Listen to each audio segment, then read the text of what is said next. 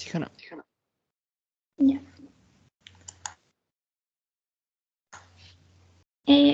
Buenas. Espera un momento.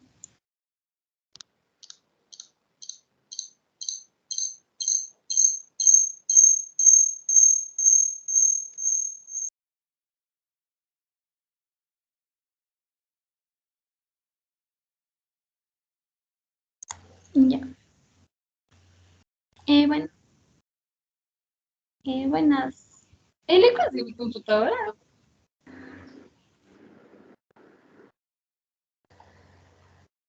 o no? ¿Mande? O sea, ¿el eco es por mi computadora o por aquí? Sí, en el tuyo, Hanna, se escucha eco. Ah, qué raro. Ya me cambié.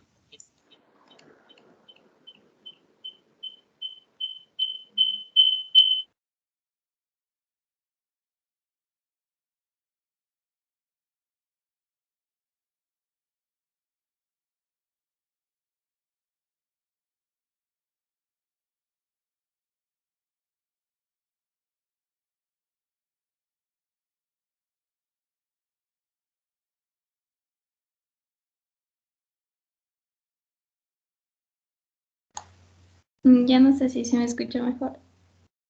Sí, ahí ya no está el eco. Ya buenos días, doctor y compañeros. Nosotros les vamos a hablar acerca del foro de estenosis aórtica. Pásale.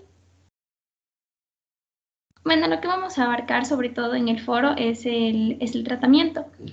Bueno, les vamos a hablar sobre el reemplazo de la válvula aórtica. Bueno, este es un procedimiento mediante el cual la válvula aórtica defectuosa del corazón de un paciente se va a reemplazar por una válvula cardíaca artificial.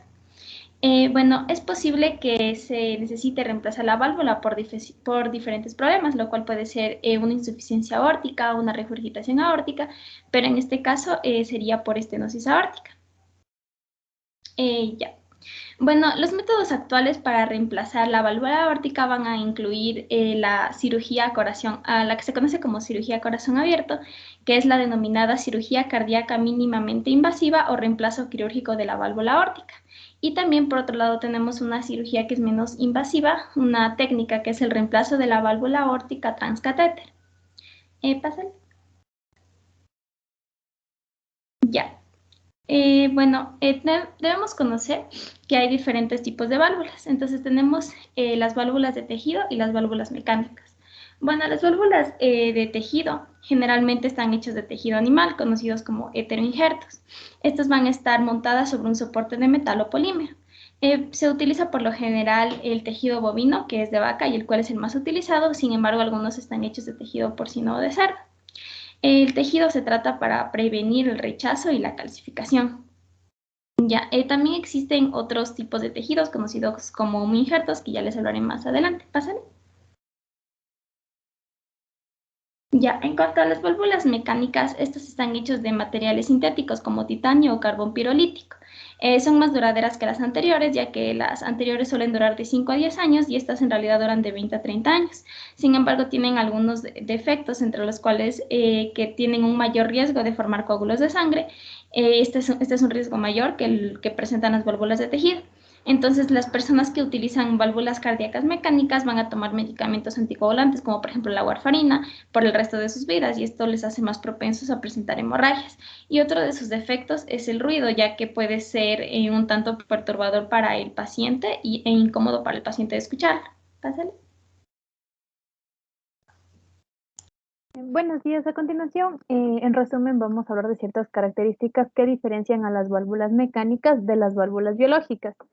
Entonces, las válvulas mecánicas generalmente se lo va a usar en pacientes pediátricos, en jóvenes y adultos, a diferencia de las válvulas biológicas, que estas generalmente se las usa en pacientes mayor de 65 años o más, y este va a estar contraindicado con anticoagulantes, y también se lo puede utilizar en mujeres jóvenes o que estén en proyectos de embarazo. En cuanto a las contraindicaciones para las válvulas mecánicas, esto va a ser contraindicado en mayores de 70 a 80 años, que era lo recomendado en las válvulas biológicas. También va a estar contraindicado en tratamientos de anticoagulación, en pacientes que presenten hepatopatía severa o enfermedad intestinal sangrante. Y en cambio, en las válvulas biológicas va a ser lo contrario a las válvulas mecánicas. Esta va a estar contraindicado en pediátricos y pacientes jóvenes y también en pacientes que presenten insuficiencia renal crónica o hiperparatiroidismo. Y en cuanto a las ventajas y desventajas, en las válvulas mecánicas, una ventaja es que esta no va a necesitar un cambio, pero las válvulas biológicas sí van a necesitar un tratamiento y un recambio. Las válvulas biológicas, perdón, no van a necesitar un tratamiento, pero sí un recambio a los 10 o a los 20 años después de haberse hecho este cambio de las válvulas biológicas. Y también en las válvulas mecánicas, al no necesitar un recambio, pero sí van a necesitar un tratamiento. Y este tratamiento debe ser anticoagulantes de por vida. Siguiente, por favor. Existen un tipo de válvulas para ello, las cuales no van a tener un soporte, eso se le conocen como válvulas biológicas sin soporte. El material generalmente se le utiliza el pericardio de bovino y el procedimiento es mucho más sencillo ya que se necesita una única sutura que va a ir en la parte subcoronaria, en la pared de la aorta. Esta pared de la aorta debe estar sólida. Esto quiere decir que la aorta no debe presentar ninguna alteración, ni calcificación, ni nada de que no pueda permitir que esté sólida para poder sujetar a esta válvula biológica. Y finalmente, en cuanto a la parte técnica, se puede decir que estas son más difíciles de implantar que las bioprótesis que ya tienen un soporte.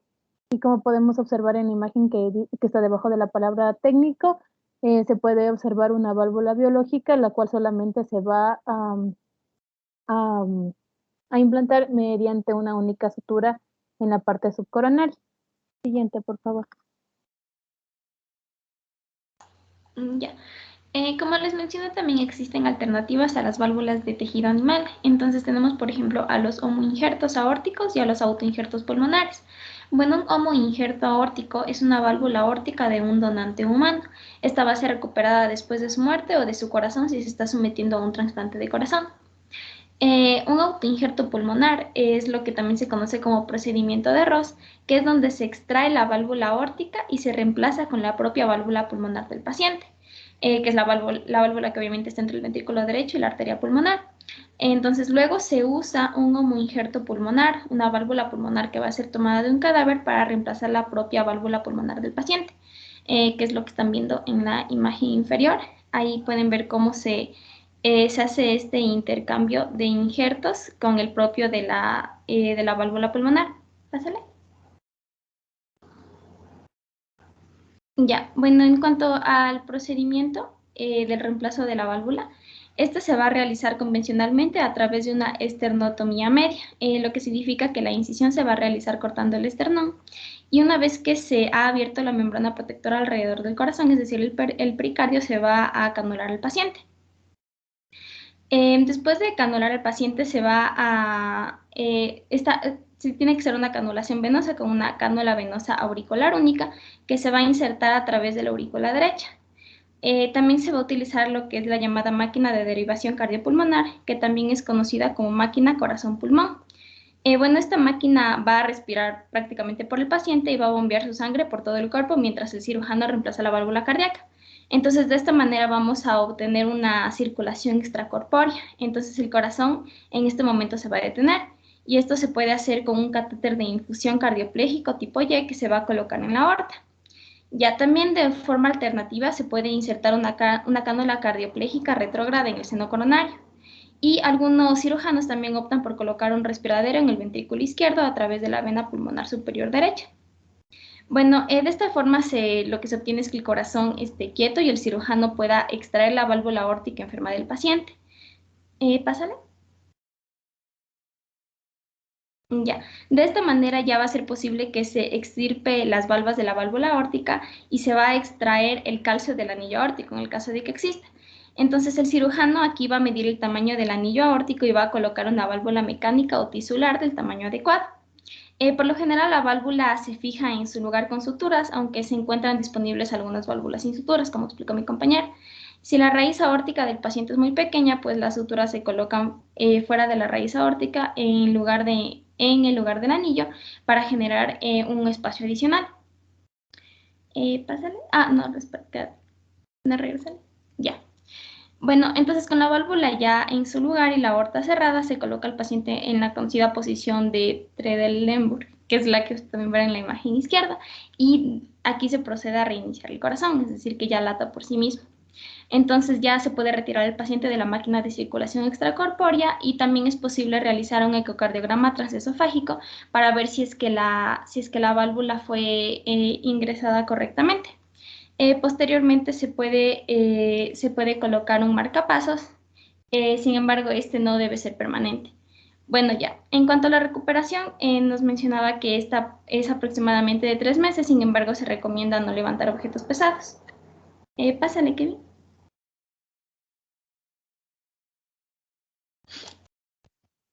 Bueno, aquí tenemos un video que va a explicar el procedimiento que ya les mencioné.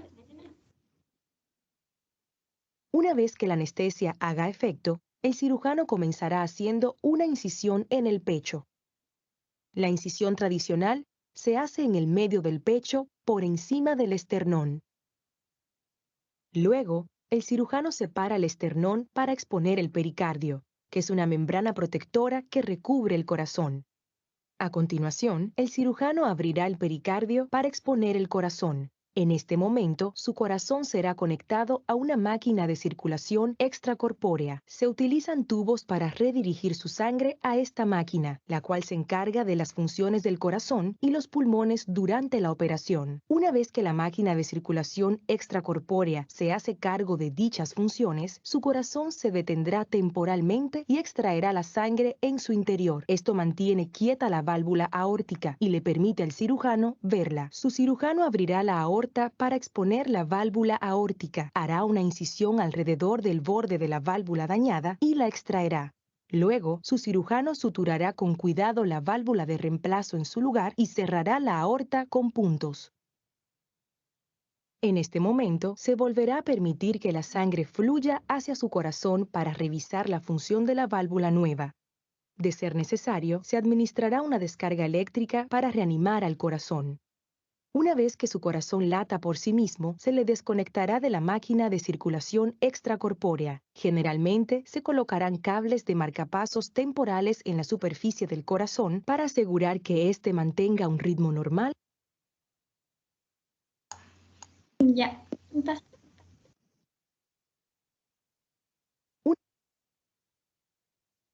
ya antes de las complicaciones, debemos recordar que este tipo de procedimientos, el reemplazo de válvula aórtica que se hace mediante cirugía, solo se recomienda en pacientes que no tengan un alto riesgo y tampoco tengan la estenosis aórtica muy avanzada, sino se va a utilizar otro tipo de método menos invasivo que ya les explicará mi compañero al final. Ahora vamos a hablar de ciertas características dentro de las prótesis valvulares cardíacas que van a dar un posterior, pueden darse complicaciones. Una de ellas es la duración. Esto va a ser, van a durar toda la vida y no van a necesitar recambio en cuanto a las mecánicas.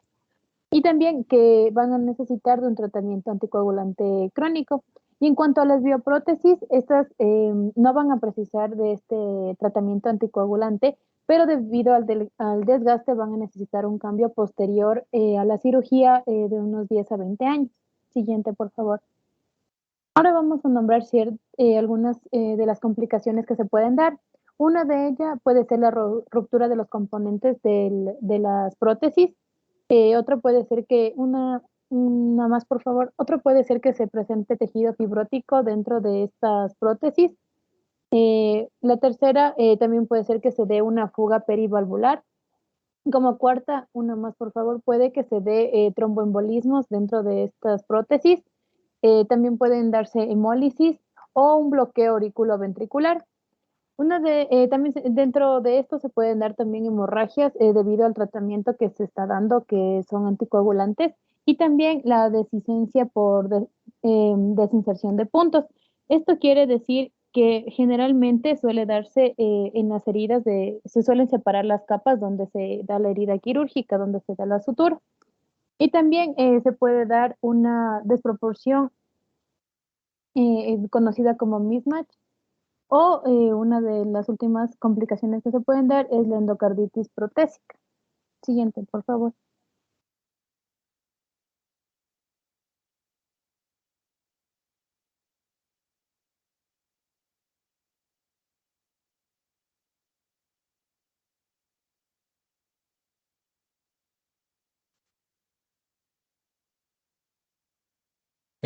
Ya, ahora vamos a hablar del implante valvular aórtico transcatéter, que es un método menos invasivo. Como les había dicho, es de manera no invasiva o mínimamente invasiva de una prótesis aórtica por vía transcatéter. Es decir, se va a insertar una nueva válvula cardíaca sin extraer la válvula dañada anterior. La nueva válvula se va a colocar adentro de la válvula dañada, como podemos ver en la imagen izquierda superior y también en la imagen inferior, ¿sí? En sí va a ser un poco similar a colocar una prótesis en una arteria, la cual lleva una válvula plegable de reemplazo al sitio de la válvula mediante el catéter. Una vez que la nueva válvula esté ubicada, se va a expandir y esta va a empujar las aletas de la válvula vieja. Y después de la válvula, y después la válvula de reemplazo se va a encargar de controlar lo que sería el flujo sanguíneo. Esta intervención va a estar indicada para aquellos pacientes que presenten una obstrucción severa de la válvula aórtica y obviamente que al tener una estenosis aórtica ya severa van a presentar sintomatología y a su vez van a tener un alto riesgo para la cirugía convencional a corazón abierto, como habíamos visto en la anterior exposición. Pásale, por favor. Ya. Actualmente, bueno, hay dos tipos de válvulas aórticas por implantación transcatéter, la válvula Medtronic Valve y también la válvula de Edwards Sapien.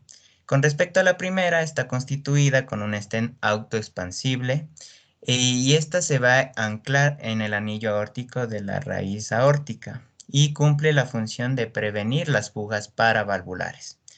Cabe recalcar que tiene un tamaño de 26 a 29 milímetros y pues milímetros de diámetro. Y pues esto, dependiendo de su tamaño, va a su vez a, a, a regir, digamos, qué método se utilice.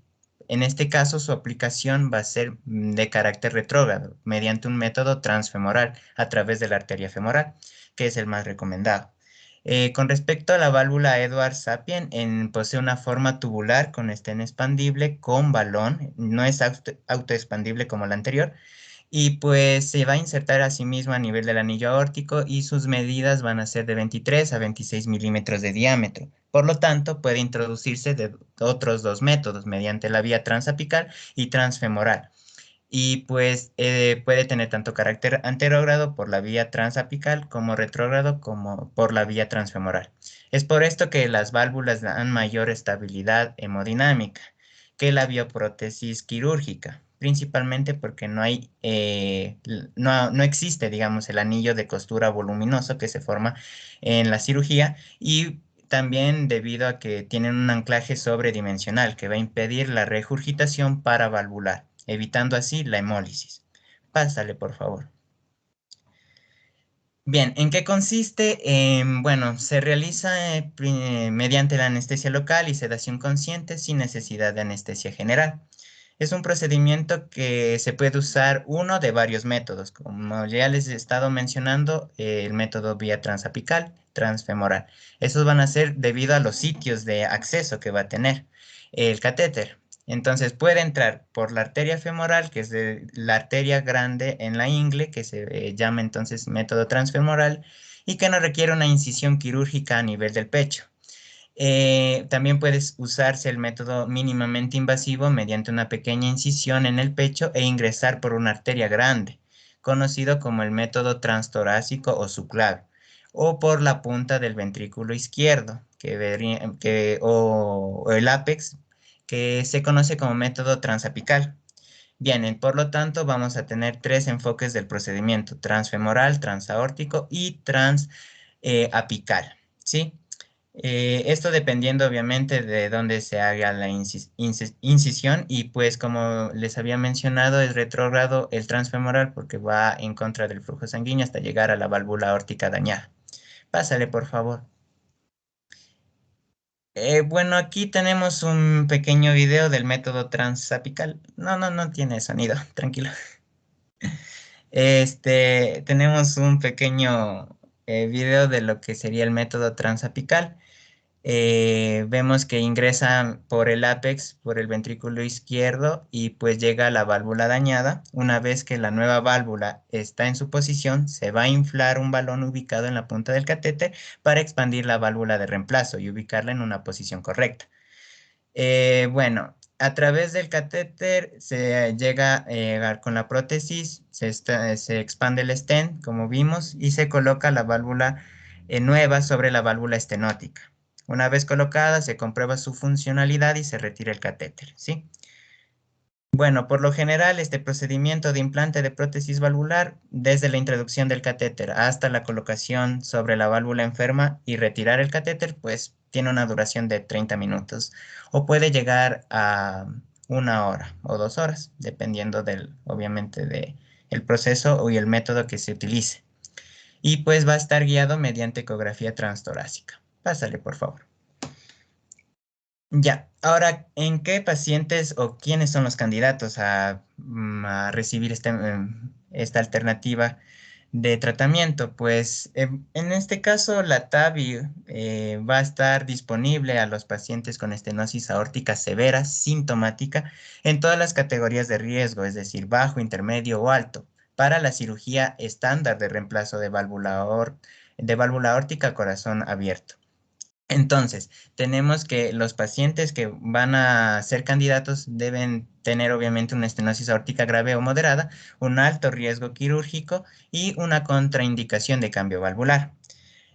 En cuanto al nivel de riesgo, se va a basar en la probabilidad de no sobrevivir a la cirugía. Entonces, el riesgo bajo es menos del 4% de probabilidad de no sobrevivir. El riesgo intermedio va de 4 a 7 y el riesgo alto de 8 en adelante.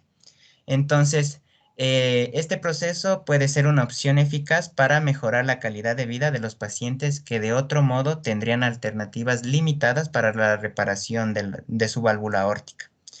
Entonces, ¿cómo es que nosotros analizamos o clasificamos los riesgos?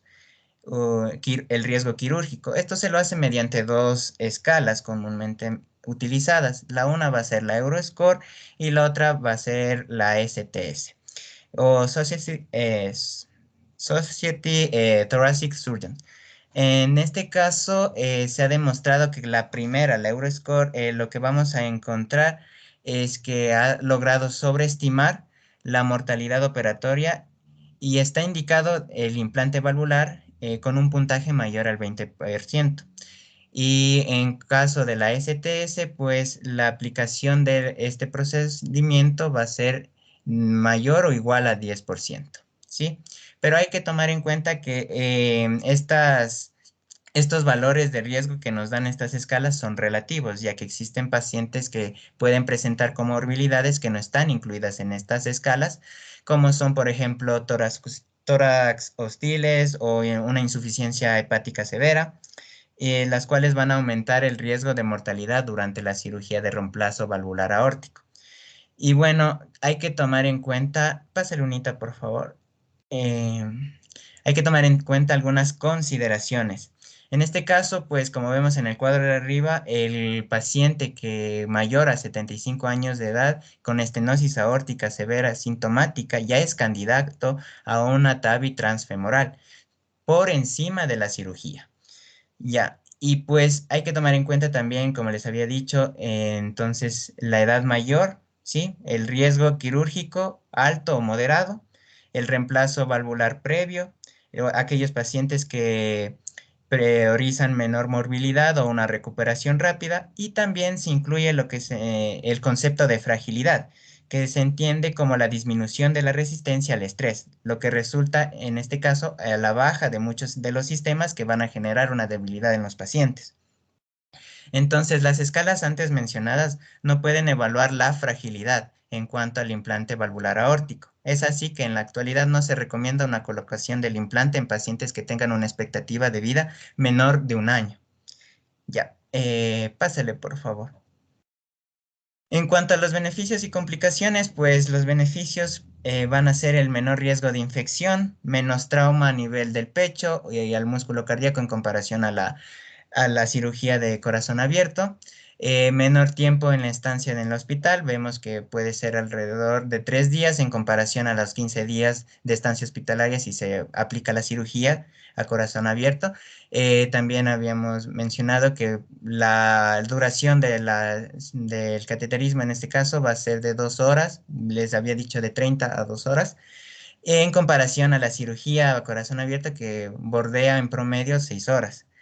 Y también otra característica es que va a tener un menor tiempo en la recuperación y una capacidad de regresar más rápido a las actividades diarias, como por ejemplo ejercicio, etcétera. En cuanto a las complicaciones, pues son muy escasas, ¿ya?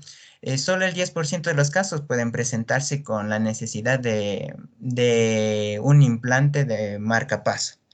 Ya, y pues en casos muy concretos, complicaciones severas o graves ya son menores al 1%. Entre las complicaciones mayores vamos a encontrar aquellas que van a ser como por ejemplo la disección aórtica, también daño vascular por el lugar de acceso y que puede desencadenar o bien en la muerte del paciente, un sangrado mayor o un riesgo vital. También puede generar una embolización distal no cerebral que va a requerir cirugía o a su vez amputación o que produce un daño irreversible a nivel del órgano.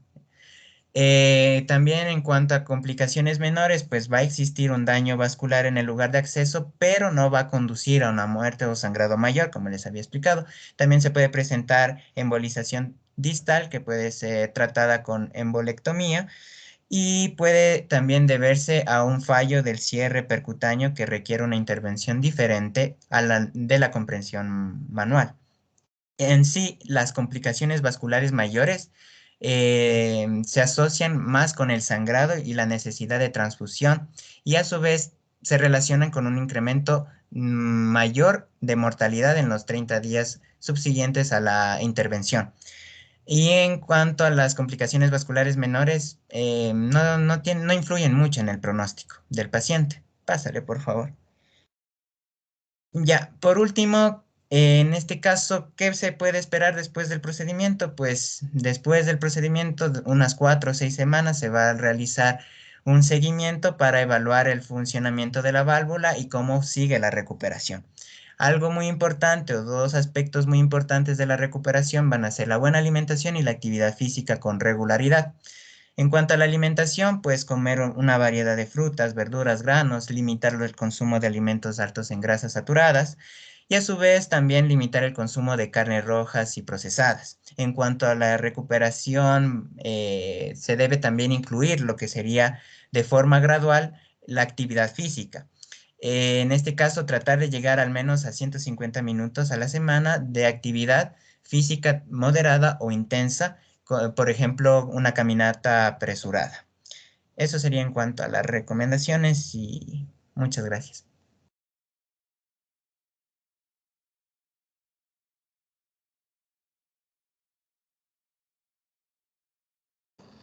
Ok, chicos. A ver, vamos a hablar un poco de la insuficiencia aórtica. Ustedes ya presentaron varios signos, porque la insuficiencia aórtica, les decía, es rica en sintomatología, es rica en signos y obviamente les adelanté que uno de los signos ha de ir en una pregunta del examen.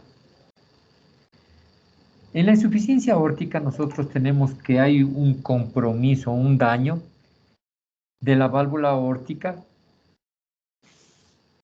y que está alterando el ventrículo izquierdo y la aorta. Obviamente, el ventrículo izquierdo y la aorta. Inicialmente hay una sobrecarga volumétrica, que yo les decía que eso se llama precarga. Aumenta el volumen en ventrículo izquierdo y hay mucha sangre que se está regresando. Cuando existe la sístole, se está regresando de la aorta hacia el ventrículo izquierdo, que se va sobrecargando y va aumentando su tamaño. Hay factores compensadores, como la hipertrofia, que cuando es concéntrica, hablamos que hay una hipertrofia compensadora debido a aumento de presión, que es la poscarga. Y cuando es excéntrica, hablamos que es una hipertrofia compensadora por aumento de volumen. No olviden estos términos. Entonces, al aumentar el volumen en el ventrículo izquierdo, a poco tiempo aumentará la presión en ese ventrículo izquierdo. Ese aumento de la presión en el ventrículo izquierdo es el que ya comienza a alterarnos y a darnos síntomas de insuficiencia aórtica. La aorta también, obviamente, va aumentando de tamaño porque hay un círculo entre el volumen, entre el ventrículo izquierdo y la aorta. Hay ese intenso paso de sangre. Actualmente nosotros tenemos que hay la plastía aórtica, hay el cambio valvular aórtico con prótesis biológica y prótesis mecánica. Pero ya están trabajando varios centros internacionales en la insuficiencia aórtica con el empleo de la prótesis, el TAVI. Ya no solo para estenosis aórtica, sino también para insuficiencia aórtica, con gran éxito. De aquí a poco ya pensamos que no se operará ninguna de las valvulopatías aórticas, ni la insuficiencia ni la estenosis, sino que todas serán por intervención misma. Lo importante es reconocer cuándo vamos a operar a un paciente con insuficiencia aórtica. Obviamente, si el paciente ya es sintomático, tenemos que someterlo al procedimiento, tratamiento intervencionista o quirúrgico. Si tiene deterioro de la función ventricular, la fracción de eyección, también es candidato a la cirugía. Entonces, el examen que nos guía para tomar esa decisión es el ecocardiograma, que nos da las medidas, nos da la estimación de las presiones en ventrículo izquierdo, la presión de ventrículo, y ustedes saben que la presión de ventrículo izquierdo, la presión diastólica es igual a la presión de aurícula izquierda. Es igual a la presión capilar pulmonar. Por eso, cuando aumenta la presión diastólica, no la sistólica, la diastólica, en el ventrículo izquierdo, está aumentada la presión en aurícula izquierda y está aumentada en el capilar pulmonar y el paciente ya se torna sintomático. Hay casos de insuficiencia aórtica importante que no tienen síntomas o que el paciente refiere que yo no siento nada en absoluto. Tienen una buena fracción de eyección, pero tienen insuficiencia aórtica. Entonces ahí decimos, ¿qué hacemos? En estos casos les sometemos a los pacientes a una prueba de caminata para ver si durante la caminata que nosotros le hacemos de una ergometría tiene algún cambio hemodinámico, o tiene alteración o tiene algún síntoma. Así tratamos nosotros de intervenir en los pacientes aórticos en el momento adecuado. El eco también nos mide el volumen sistólico y el volumen diastólico, o el tamaño de la sístole ventricular de ventrículo izquierdo. Como les digo, el tamaño del ventrículo izquierdo en sístole y en diástole. Y cada uno tiene un parámetro. Y cuando pasa de ciertos parámetros que ustedes ya saben, porque ya nos presentaron, ya les dije que eso es ecocardiográfico, se toma una decisión. Todos esos parámetros nos ayudan a la estimación de cuándo un paciente es quirúrgico. En estenosis aórtica, en cambio, el ventrículo izquierdo prácticamente está sin alterarse. La aorta se demora mucho tiempo en que se altere la aorta y el ventrículo izquierdo. Pasan muchos años del paciente asintomático. Esta estenosis aórtica generalmente ahora se determina que es de orden degenerativo, aunque nosotros sabemos y les he dicho que en nuestros países latinos la cardiopatía reumática es la que predomina. Sin embargo, hay casos degenerativos en pacientes de edad ya mayores de 70 años, dicen algunos estudios, otros de 75 y otros de 65 años. Entonces, depende del grado de calcificación que tenga. Hay un problema en que la sangre que tiene que salir del ventrículo izquierdo hacia la aorta no puede hacerlo, no puede hacerlo. Entonces va aumentando de a poquito esa presión aórtica. Primero aumenta el volumen y luego la presión. Y ese ventrículo se hace bien hipertrófico. En los casos de estenosis aórtica tenemos una gran hipertrofia. Primero concéntrica y luego excéntrica también. Pero hay una gran hipertrofia en este grupo de pacientes. Entonces hay un gradiente entre la aorta y el ventrículo izquierdo. La presión del ventrículo izquierdo tiene que ser igual a la de la aorta, la presión sistólica. El ventrículo izquierdo tiene que ser igual a la de la aorta. Pero en este grupo de estenosis aórtica, la presión del ventrículo izquierdo es muy elevada y la presión de la aorta viene a ser prácticamente normal. Entonces, cuando se toma la presión al paciente, le encontramos un paciente con presiones normales o levemente elevadas. Pero en estenosis aórtica, la presión de la cavidad del ventrículo izquierdo es extremadamente alta. Este gradiente de presión que existe entre el ventrículo izquierdo y aorta determina también la gravedad. Hay casos en ciertos síntomas que determinan cirugía urgente en los pacientes. ¿Cuáles son? Primero, la falla cardíaca o la disnea. Este paciente que ya viene con disnea ya pasa a ser quirúrgico. Otro caso, el paciente que tiene angina de pecho. Pacientes con angina de pecho ya son candidatos a cirugía, independiente del gradiente, independiente del cómo esté el ventrículo. Basta que tengan angina de pecho, pasan a ser quirúrgicos o pasan a meritar tratamiento. Ahora con el TAVI nos hemos librado de muchas cosas. Y otro es el síncope o lipotimias. Cuando el paciente tiene lipotimias o síncope, es de tratamiento inmediato, porque la mortalidad o la muerte súbita es alta en este grupo de pacientes. Fisiopatológicamente ustedes tienen que saber por qué se produce el síncope en la estenosis aórtica. ¿Por qué se produce la angina en la estenosis aórtica? ¿Por qué se produce la disnea en la estenosis aórtica?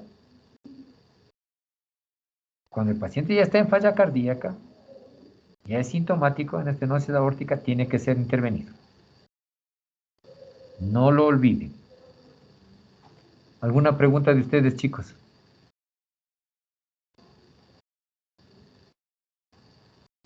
¿Alguna inquietud o algún comentario? Doc, ¿en estos pacientes también aplica un tratamiento farmacológico después de la cirugía o simplemente cirugía y... No, siempre cuando el paciente es valorado, antes de cualquier procedimiento, sea quirúrgico o sea intervencionista, tiene que recibir tratamiento, tanto en la insuficiencia aórtica.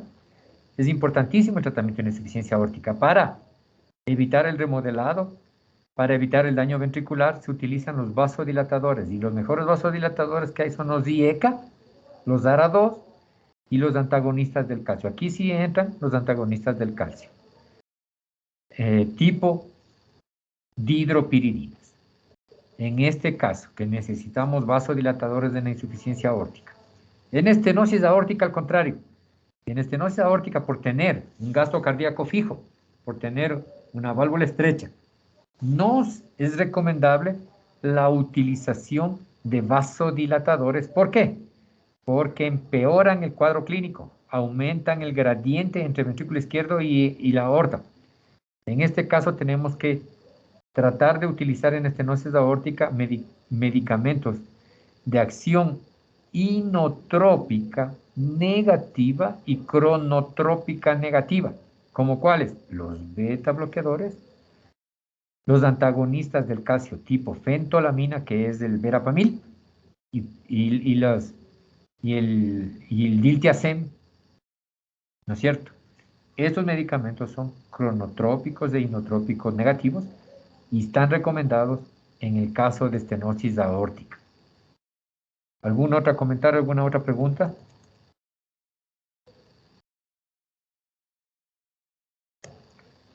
Bueno, chicos, entonces nos veremos el día de mañana para la presentación de la valvulopatía tricuspidia y pulmonar. Hasta luego. Listo, doctor, muchas gracias.